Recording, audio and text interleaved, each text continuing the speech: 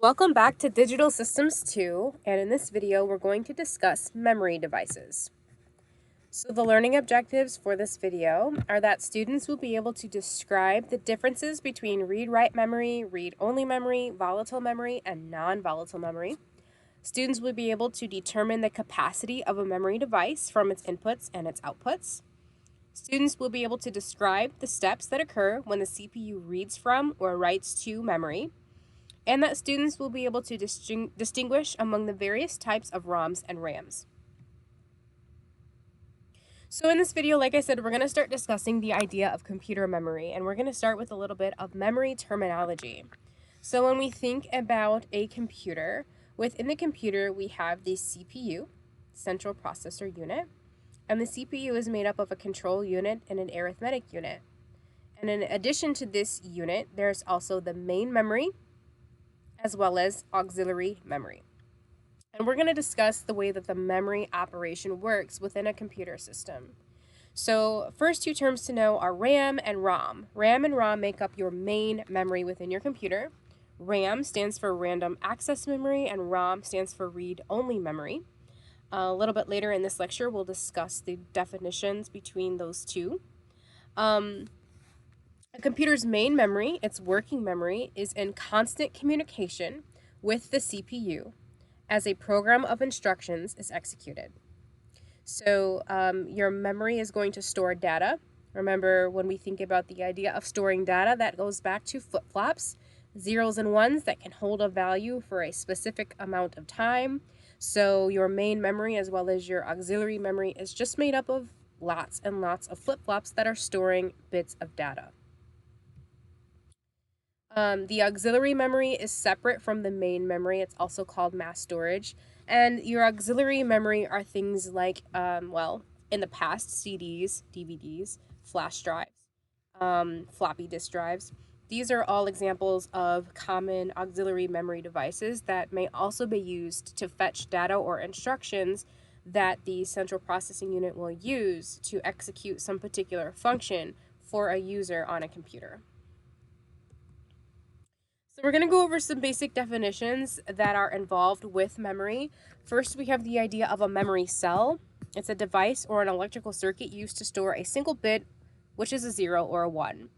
Typically, this would be a flip-flop, but you can also store a single bit using a charged capacitor or a single spot on a magnetic tape or disk.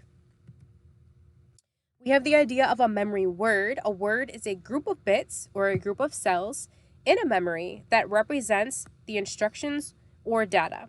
Now, an instruction may be something like save, print, open, cut, paste, and then data could be anything that you are saving, like a Word document or the output of reading from memory, anything like that. Word sizes in computers typically range from 8 to 64 bits, depending on the size of the computer. So within the concept of memory, we have the idea of a word, which is a group of bits. And that word size, again, can range from 8 to 64 bits. We have the idea of a byte, and that's our term used for a group of 8 bits. We have the concept of capacity. The capacity of memory is a way of specifying how many bits can be stored in a memory device or system. Another word for capacity is density. A memory device with greater density can store more bits in a given amount of space. And then we have the concept of address. The address is a number that identifies the location of a word in memory. Without an address, you cannot go and fetch something that has been stored within your memory. So the address is very important. It is your locator for being able to reference anything that has been stored within a specific location in your memory. So on the right of this screen is a simple block diagram showing the concept of memory. Notice that we have a block of words, word 0, word 1, word 2, word 3, etc. Each word is going to be a specific length. The word size, again, depends on the type of computer system you're using and the type of memory that you're using. So the word size could be 8 bits, could be 16 bits, could be 64 bits, but it's a size, a certain size, a number of bits. And each word also has an address. So we have address 000, 001, 010, etc. The address is how we reference or locate a specific word within memory. If I want to access word number 4, I need to know its address. And then I need to be able to reference that address anytime that I want to retrieve word 4. Addresses exist in a digital system as a binary number, although octal, hex, and decimal numbers are often used to represent the address for convenience. Some other memory terminology that you should be familiar with are things like the read operation and the write operation. Whenever we want to do a read operation, that means that we want to retrieve or fetch a piece of data from a specific location in memory and transfer that to another device. When we write, what we're doing is replacing a certain location in memory with a new word. It's also referred to as a store operation. It will replace the word that is previously stored at that particular location. We have the idea of access time, which is a measure of memory device speed. It is the time between the memory receiving a new address input and data is available at the output. So basically the amount of time it takes for me to enter in an address for a specific piece of memory I want to retrieve and how long it takes for that memory to be available at the output. And then we have the concept of volatile memory. Any memory that requires the application of electrical power to store information. If the electrical power is removed, all information stored in the memory will be lost. That is volatile memory. So if you think back to your arcade games that you had in the 70s, 80s, early 90s, once you shut the game off, you couldn't save your progress. That's an example of volatile memory. So random access memory, or RAM for short, is memory in which actual physical location of a memory word has no effect on how long it takes to read from or write to in that location.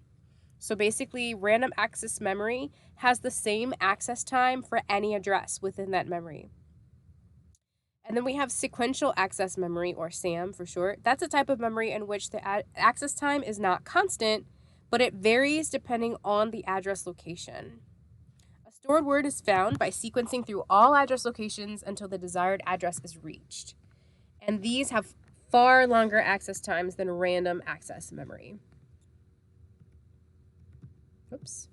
We also have main memory. That's the computer's working memory. It stores instructions and data the CPU is currently working on. We have what's called cache memory. It's a high-speed block of memory that operates between the slower main memory and the CPU to optimize the speed of the computer. It's physically located in your CPU, the motherboard, or both. And then we have auxiliary memory, which once again we talked about as a mass storage system, like a floppy disk drive, a CD, a DVD, or a flash drive. It's slower than main memory and it's always non-volatile, meaning whatever you store in it will be saved even when you disconnect it from power. Here's a block diagram of a 32x4 memory and the virtual arrangement of the memory cells it contains into 32 4-bit words. So if you look at the diagram on the left, we have some inputs and we have some outputs, and then we have enables. Our data inputs are here. So if I want to store the number 0011, these data inputs are what I'm going to use to send that piece of data into the memory. I also have to specify where I'm going to save that piece of data. I have to have an address. So I also have to use these inputs to specify what address should the data that is being connected to data inputs be stored into. If I'm going to be retrieving something from memory, if I'm going to be looking to read from memory and read from a particular address, I still would have to supply the address I want to read from, and then my data would be supplied from the outputs, and then we have various enables. This is a virtual representation of the memory cells. So inside the memory cells are pieces of data that we intend to save for some period of time, and each memory cell is referenced by an address. Because this memory stores 32 words, it has 32 different storage locations and 32 different binary addresses. from 00000 all the way up to 11111. So from 0 to 31 in decimal. There are 5 address inputs going from A0 to A4 so that I can reference any one of those 32 different address locations. To access one memory location for read or write, you have to supply the 5-bit address code to the address inputs. In general, n address inputs are required for a memory with a capacity of 2 to the n words. So I need 5 address inputs because I have a memory with a capacity of 2 to the 5 or 32 words. We have a write enable. It's active low. It must be activated to allow the memory to store the data. So I can supply a piece of data to the data inputs and I can supply an address, but in order to physically write this piece of data to the address provided, we have to enable the write by sending a signal to the write enable pin, which in this example is active low. The output enable pin is used when we want to read from memory and we want to allow whatever has been read to reach the data outputs. Notice that the data outputs are connected to the output of these buffers right here. The output enable allows the data that is supplied to these buffers to flow to the output. So if I want to read from a particular address, you'll have to supply the address you want to read from right here, and then you'll have to enable that output to flow through the buffers to your outputs here. So we're going to do a quick practice problem. We're going to describe the conditions at each input and output when the contents of address location 00100 are to be read. So basically, I have an address. I want to read the information from 00100. That address is right here. So the piece of data that I'm eventually going to get is 0001. That's the data, and this is the address.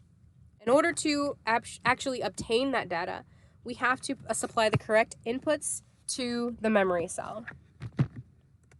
So we have to supply the address 00100 to the address inputs here. The data inputs don't matter. Data inputs are only used if you are going to store or write a new piece of memory or a new piece of data into a particular location. We're not storing any data, so the data inputs don't matter. Those are don't cares. For our write enable, that's going to be high because, again, we're not writing data, we're reading data. So we're going to supply a 1 right here. We're also going to do a 1 to memory enable. Memory enable is the input you're going to have to set high if you want to read or write, regardless. It's sort of like your on-off switch. Without the memory enable set to high, your memory will not read or write. So we have to enable the memory to work for reading or writing. So you're going to send a high to memory enable. And then we are also going to enable the output. That's missing from the solution, but you also have to enable the output so that what you want to read will be available at the data outputs. Once you've set all those inputs correctly, the data stored at this address, which is 0001, will be available at the output. Here's a second one. Describe the conditions at each input and output when the data word 1110 is to be written into address location 01101. So we have a particular piece of data. This is our word. It's a 4-bit word that's going to be stored into this location. So in order to make sure that happens, here's what we need to do. Supply the address to the address inputs. So we're going to supply 01101 to these inputs. Notice the most significant bit is A4. We're going to supply the data we want to write to the data inputs. Our write enable now is going to be low because we're writing something into a particular location. The memory enable must be high, and our output enable would be low because we're not reading, we're writing. So we don't need an output. We need to store something inside a new address. Once that happens, the address 01101 will now have this stored in its memory cells.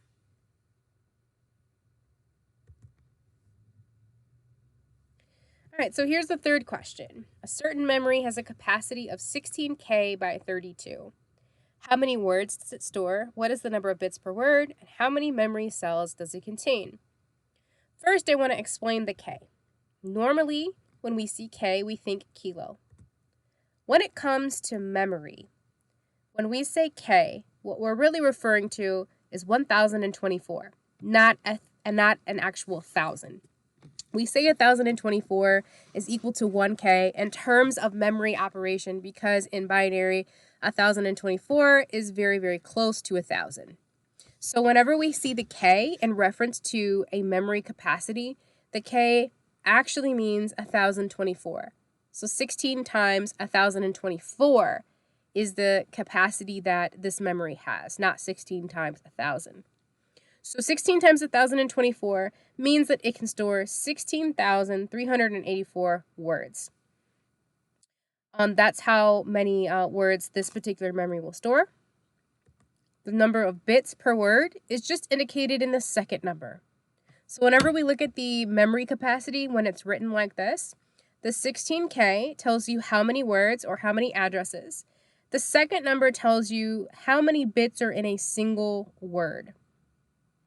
So if we have 16,384 words and we can store 32 bits per word, that means we would multiply those two values together to figure out how many individual memory cells does it contain. Another way to think about this would be that this particular memory can store a little more than 500,000 zeros and ones, 500,000 bits. Each cell is like a bit. So whenever we look at how memory is described, it's going to have a capacity where it's going to have one number, then a multiplication sign, then another number. The first number is how many words. Second number is how many bits per word, and that tells you basically your capacity or how many cells that particular piece of memory contains. So here's the second problem. A certain memory has a capacity of 4K by 8. How many data input and output lines does it have? How many address lines does it have? And what is its capacity in bytes? Let's start with the first part. How many data input and output lines does it have? It has to have 8 data input lines and 8 data output lines because the word size is 8. The word size is designated by the second number. The word size is 8. That means for each location within that memory, 8 bits will be stored. So the word size is 8. That means the data input and output lines must be 8. Next, how many address lines does it have? Remember that we're going to determine the number of address lines by using the first number in the capacity, 4K. The memory stores 4K, which is 4 times 1024, which is 4,096 words. So that means there are 4,096 memory addresses. That's 4,096 unique addresses within the memory. So I need to represent the number 4,096 using a certain number of address lines. So the question here is, how many address lines do I need to represent the number 4,096? Another way to think about this would be to say, if I had a truth table that had 4,096 rows, how many inputs to that truth table did I have? So 2 to the 12th gives you 4,096. So in order to represent 4,096 different addresses, I need 12 bits for my address code. So that's how you would specify any one of those 4,096 addresses. So when you think about address lines, don't think about 4K being 4 times 1,024. Oh, there's 4,096 address lines. No, there's 4,096 different addresses. How many bits do I need to represent up to that many different addresses? You need 12 bits. So you would need 12 address lines. The capacity in bytes of this particular memory Given that a byte is 8 bits, this memory is going to store 4,096 words, where each word is exactly a byte. Each word size is 8, so it's going to store 4,096 bytes.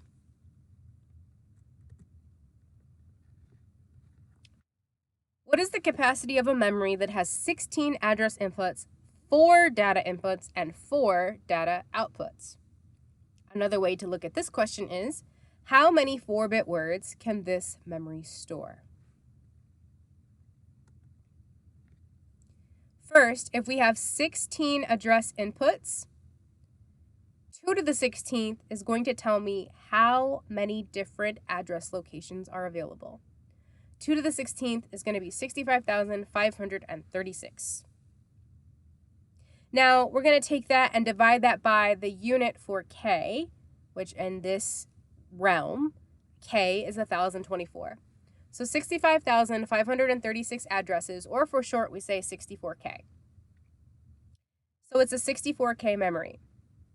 And we know that it has 4 data inputs and 4 data outputs. That means our word size is 4 bits.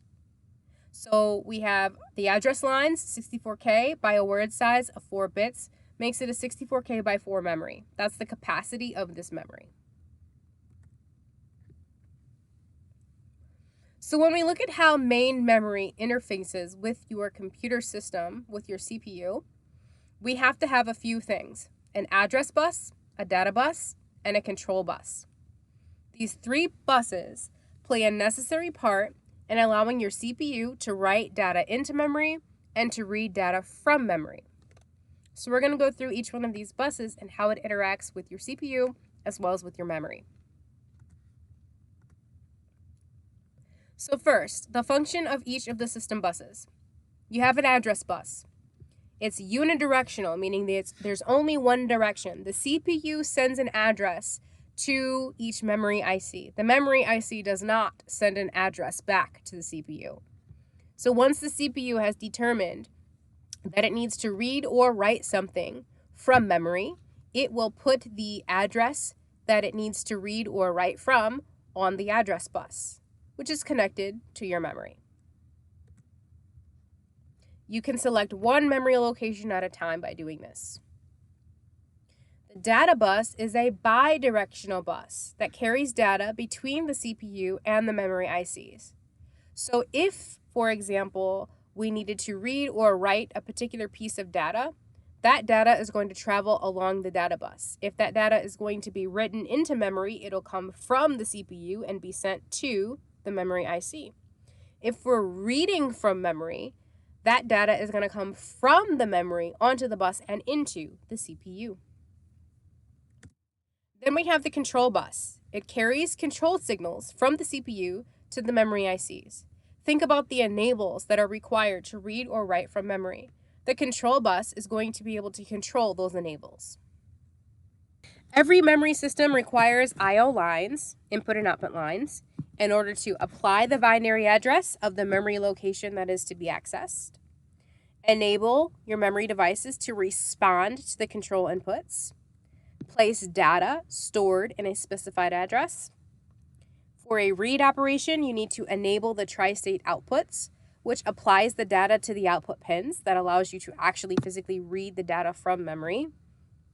In a write operation, apply the data to be stored to the data input pins. And if you're writing, you need to enable the write operation as well. So you have to remember that as well as sending the data to be stored, you have to enable the write to happen. And then you also are going to need to deactivate read or write controls whenever you're done reading or writing, so that you can disable the memory IC when you are not using it. So let's discuss what happens with a write operation process. In order to write, the CPU will supply the binary address of the memory location where the data is to be stored, so it'll place an address on the address bus lines. An address decoder will activate the memory's device's enable input, which is usually a CE or CS for chip enable or chip select. The CPU places the data to be stored on the data bus lines. And the CPU activates appropriate control signal lines for the memory write operation. So all of these things have to happen using our address bus, our data bus, and our control bus so that the CPU and the memory can interact with one another in order to write a new piece of data into an address location. In order to read, the CPU has to supply the binary address of the memory location from which the data is to be retrieved. So it'll place this address on the address bus lines. An address decoder will activate the memory device's enable input, a CE or CS. So again, chip enable or chip select. So an address decoder will enable the memory. The CPU activates the appropriate control lines for the memory read operation, which is normally connected to the memory IC. And this is a summary of what must happen when you have a CPU and a memory IC that have to interface with one another. Next, we're going to talk about read-only memory, or ROM for short. It's semiconductor memory designed to hold data that are permanent or will not change frequently. Some ROMs cannot have their data changed once they have been programmed. Others can be erased and reprogrammed as often as desired. The process of entering data is called programming or burning the ROM. A major use of ROMs is storage of programs in microcomputers. ROMs are considered non-volatile. Programs are not lost when electrical power is turned off. Here is a block diagram for a typical ROM. Up at the top, notice we have our address inputs, so we can supply an address that we want to read from. The data that is going to be read will be available at these data outputs. They're all connected to a tri-state buffer. So in order to enable the buffer to allow the data to pass to the outputs, we have an output enable. We also have a chip select. A chip select is like an enable for the chip, and then an output enable specifically enables the output to pass through the buffers. Here's a sample table showing your address lines and the data that might be stored within this ROM. Notice it's considered a 16x8 ROM. It's called a 16x8 ROM because it has 16 different addresses using 4 address lines. Remember, 2 to the 4th gives you 16. 4 address lines, 2 to the 4th, 16 different addresses. And then we have our data. So it's a 16x8 because it stores words that are a size 8 bits. This is the same table, but with everything written in hex, just to make it faster and quicker to read. So for example, if we wanted to read the data stored at location 0111, so that would be the data stored in this address, here's what we'd have to do. Apply the address, which is 0111, to the address inputs. Apply a load, a chip select that enables the entire chip. The address inputs will be decoded inside the ROM to select the correct data word, which is going to end up being 11101101. And that data will appear on the outputs after your active low output enable is asserted low. So here's a few problems for you to try. Determine the data outputs for each of the following input conditions. We know the address, chip select, and output enable. For the first one, notice that chip select is a 1. That means this ROM is not enabled and there's no output. For the second one, our chip select is 0. Our address is 0111. Our output enable is low. Now we can read the data stored in that particular address. Here's the architecture of a 16x8 ROM. Each register stores one 8-bit word. The internal architecture or the internal structure of a ROM IC is complex, but it has basic parts. A register array that stores data programmed into the ROM. Here's your register array. You have address decoders. So you have decoders that determine which row and which column data should be retrieved from based on the address inputs applied here and here. So these decoders take the address you're trying to reach and determine what row and what column that piece of data is stored in. And then you have output buffers that pass data to your external outputs right here. Mask programmed ROM, or MROM, has data stored at the time the IC is manufactured. ROMs are made up of a rectangular array of transistors. So the registers that you saw in the diagram before, if you go one level deeper, they're actually transistors in mask programmed ROM, or MROM. Information is stored by either connecting or disconnecting the source of a transistor to the output column. So here's your register array, where it is made up of transistors. The last step in the manufacturing process is to form conducting paths or connections within your transistors. The process uses a mask to deposit metals on the silicon that determines where connections form. And then once that is done, you have a ROM that has been programmed with a particular set of data. So for example, perhaps this is the data you want to store in your ROM. You can program it to be stored that way at the time of manufacturing. Next, we're going to talk about different types of ROM. First, we have MROM, which we just discussed, mass programmed. It has data stored at the time the IC is manufactured. So when you want to generate MROM, you have to already predetermine what type of data or what data you want stored in memory. Send it to the manufacturer. The manufacturer will hard code or program that particular set of data within the memory, and then it will become manufactured, and that's it. You cannot erase it. You can't reprogram it. Then we have PROM, User Programmable Fusible Link Memory. It's custom programmed only once by the user for low volume applications. So this is a type of memory where it can be manufactured, distributed to a user, and that user can custom program it one time. After that, it cannot be erased or reprogrammed, and it's most used in low volume applications. Next, we have EPROM, Erasable Programmable ROM. It can be user programmed, erased, and reprogrammed as often as desired. Once programmed, it is a non-volatile memory that will hold its stored data indefinitely. The thing about EPROM, though, is that it is erasable using a UV light, and it is erasable in bulk, meaning you have to erase the entire thing. You can't pick and choose which pieces of data you want to erase. You also have to reprogram it out of the circuit. So it has to, the memory IC has to be physically removed from the circuit in order for it to be erased. The erase process takes about 20 minutes. You need a UV light, and you can't select what you want to replace. You have to just delete everything and reprogram it out of circuit. That's EPROM.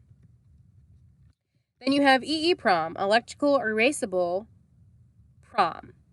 That can be erased by sector or in bulk, meaning I can choose whether I want to erase the whole thing or erase a particular section. And it can be erased in circuit without having to physically remove the memory IC from the circuit, and you don't need a UV light or a special programming in order to do it. So EEPROM was a big advancement in memory because it allowed the user to basically reprogram it as often as desired without having to go through a large and tedious process to do it. And then you have flash, which is non-volatile memory with in-circuit electrical erasability, but with the cost and density closer to EEPROM. So flash is like our happy medium between EEPROM and EEPROM. And if you look on the table at the right, it's a chart that basically shows how the device complexity and cost changes as you go from one memory type to another. MPROM and PROM are simple and cheap, but they have their setbacks, like the fact that they cannot be erased and reprogrammed. EEPROM is the most complex. It is the most costly, but it also is the most useful when it comes to allowing your user to be able to reprogram the memory. So for example, when you think about saving your progress in a video game, you would definitely want to have PROM and not MROM, because you can't save your progress if your video game system only operated with MROM. Once you turn it off, you're done. You have to start all over at level 1. You can't save anything. With EEPROM, I, the user, can erase and save over anything I want to within that memory IC. So with your video game system, you'd obviously would want to have EEPROM or flash memory because you can save your progress as much as you want to as the user of the device. The other term to be familiar with is RAM, random access memory. It means any memory address location is as easily accessible as any other. With ROM, you have certain memory stored in certain locations, and it may take you 1 millisecond or 100 milliseconds to find what you're looking for, depending on what you're looking for and where it is stored. RAM is different. Any memory address location is as easily accessible as any other. It's used in computers for temporary storage of programs and data, and it requires a fast read-write cycle time to avoid slowing the computer down. So we've all shopped for personal computers at one point or another, and we all know the importance of having a good amount of RAM for your computer. The more RAM you have, the more your computer can process, the more instructions your computer can execute without slowing down. And we know that RAM is not where your Word documents, your PowerPoints, your PDFs are saved permanently. It's temporary storage your computer uses as a means to save up a piece of data it needs in the short term, but not in the long term. RAM can be written into and read from rapidly and with equal ease. It's volatile. It will lose all stored information once the computer is turned off. Some RAMs, which operate with CMOS, can be powered from batteries when the main power is interrupted. Here's your basic RAM architecture. So in order to read the contents of a selected register, our write enable must be 1. The write enable is active low, so we're reading, we're not writing, so we want to supply a 1. The chip select must also be activated. The chip select enables the entire chip to read or write, so regardless of what you're doing, you need to enable it. The input buffers are also disabled during a data read. We're not actually writing a new piece of data, so these are disabled. And the address you want to read from is supplied here. The decoder determines where that piece of data is stored within all of these registers. And it will be sent to the output buffers. Once your output enable is low, that data will pass through these buffers and be available at your output. To write, we need to have the write enable be a low. We need to enable the chip with the chip select being low. And then we are going to disable the output buffers because we are writing data. We're not reading data, so we don't need an output. That's your basic RAM architecture. You have static RAM or SRAM, where memory cells are essentially flip-flops that stay in a given state indefinitely, as long as there's power to the circuit. One application for SRAM is your cache in your CPU. It's available in many different varieties. There's bipolar MOS and BiCMOS variations. And then we have dynamic RAM, which stores data as charges on capacitors, which gradually disappear due to capacitor discharge. So you have to eventually refresh that data periodically by recharging those capacitors, typically every 2, 4, or 8 milliseconds. And dynamic RAM is something that you might see in your computer main memory. Much larger capacities and much lower power consumption make dynamic RAMs the memory of choice, where the most important design considerations are keeping down size, cost, and power. So here's a quick snapshot of computer storage types. If you look here, here's the central processing unit, where you have your logic unit, registers, your cache memory, and your bus. This is the bus that we talked about earlier that accesses the main memory. And that main memory is your RAM, random access memory. So anytime you're saving a file, saving a document, it's not saved in your main memory. Your main memory is used for saving data temporarily that your CPU needs to access in the short term. Then you have your secondary storage. We have your mass storage device, which is the hard disk drive you might have on your computer.